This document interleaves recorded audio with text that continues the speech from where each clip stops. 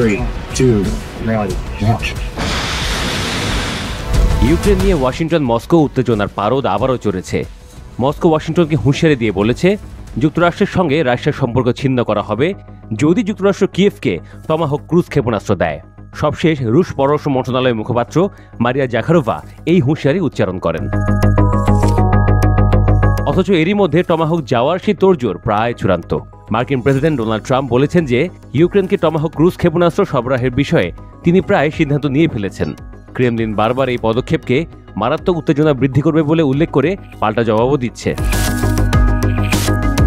গত সোমবার ওভাল অফিসে ট্রাম্পকে জিজ্ঞাসা করা হয়েছিল যে দূরপাল্লা ক্ষেপণাস্ত্র সরবরাহের বিষয়ে তিনি সিদ্ধান্ত নিয়েছেন কিনা। জবাবে তিনি বলেছিলেন, আমি মোটামুটি এক ধরনের সিদ্ধান্ত নিয়ে ফেলেছি।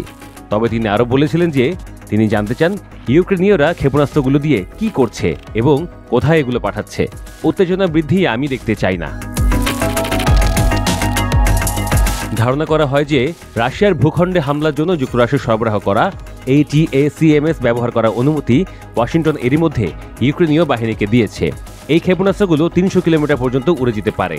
অন্যদিকে টমাহকের পাল্লা হচ্ছে এর চাইতে 5 গুণেরও বেশি।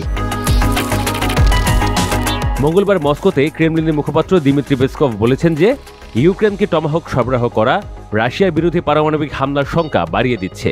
পেসকভ বলেন, এটা উপলব্ধি করা জরুরি যে বিষয়টি ক্ষেপণাস্ত্রের সঙ্গে সম্পর্কিত এবং এটা হচ্ছে সত্যিকার অর্থে উত্তেজনা বৃদ্ধির একটি গুরুত্বপূর্ণ পর্যায়। তিনি আরও বলেন, রাশিয়া এই ধারণা অব্যাহত রেখেছে যে ট্রাম্প এখনও ইউক্রেনে শান্তিপূর্ণ রাজনৈতিক নিষ্পত্তি এগিয়ে নিতে আগ্রহী। চলতি সপ্তাহের শুরুতে রাশিয়ার প্রেসিডেন্ট ভ্লাদিমির পুতিন বলেন যে তার দেশের অনেক গভীরে আঘাত হানার জন্য যুক্তরাষ্ট্র যদি ইউক্রেনকে টমাহক ক্ষেপণাস্ত্র সরবরাহ করে তাহলে এটি মস্কোর সঙ্গে ওয়াশিংটনের সম্পর্ককে ধ্বংস করে ফেলবে। রয়টার্স লেখে, যুক্তরাষ্ট্রের প্রেসিডেন্ট ডোনাল্ড ট্রাম্প আলাস্কায় পুতিনের সঙ্গে এক শীর্ষ বৈঠকে মিলিত হওয়ার 2 মাসও হয়নি, অথচ দেখা যাচ্ছে শান্তি আরও দূরে চলে গেছে। রাশিয়ার বাহিনী ইউক্রেনের ভেতরে আরও অগ্রসর হচ্ছে। রাশিয়ার ড্রোনগুলো নেটোর আকাশসীমায় উড়ছে বলে অভিযোগ পাওয়া যাচ্ছে।